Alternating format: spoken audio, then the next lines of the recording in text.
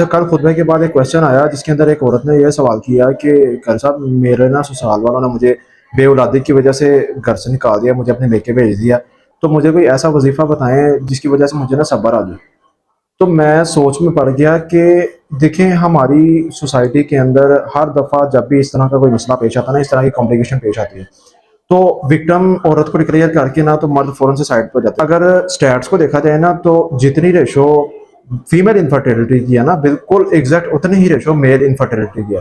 तो आप अगर ये कहकर आगे मूव ऑन कर देते हैं ना कि जी लड़की का सारा कसूर है, तो ये जुल्म है जो कि आप उस लड़की के ऊपर कर रहे हैं। और इस केस के अंदर जो जुल्म कर रहा है ना, वो भी सेम जेंडर ही है। मैं फीमेल की बात कर रहा हूँ, मैं सास की बात कर रहा हूँ, क्योंकि ऑफ कोर्स इन केसेस के अंदर मोस्टली होता ही है कि जो सास होती हैं वो कहती हैं कि जी मुझे पोता चाहिए, पोती चाहिए। और उस चक्कर के अंदर आप जो है अपने बेटे को प्रेशराइज करते हैं, और बेटा प्रेशराइज होके आगे जी अपनी बीवी को बातें सुनाता है। और फिर जब औलाद नहीं होती तो सारा विक्टिम औरत पे डाल के जी उसको दूसरी शादी करने का सर्टिफिकेट मिल जाता है, और लड़की बेचारी सारी उम्र के लिए रोती रहती है। अच्छा, अब यहाँ पे ना लड़कियों को समझने की जरूरत है कि देखें, आप जो खुद पे सारा ब्लेम डाल के तो चुप करके निकल जाती है ना, आपको चाहिए कि आप सवाल करें।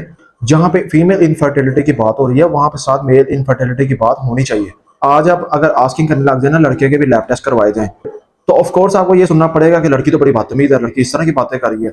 तो ये जो बेशर्मी और बेहयाई के टैग लगा के तो लड़कों को एक साइड पे कर दिया जाता है ना कि जी उस लड़की ने इस तरह की बात की क्यों। तो क्या जब आप लड़की के टेस्ट करवाते हैं तब आपको बेशर्मी और बेहयाई के लेक्चर नहीं याद आते? ये एक नेचुरल प्रोसेस है जिसको इवेल्युएट करना बहुत जरूरी है, लड़के के लिए भी और लड़की के लिए भी। लिहाजा कभी भी एक जेंडर के ऊपर सारा ब्लेम डाल के दूसरे जेंडर को साइड पे कर देना, ये किसी किस्म की समझदारी नहीं है।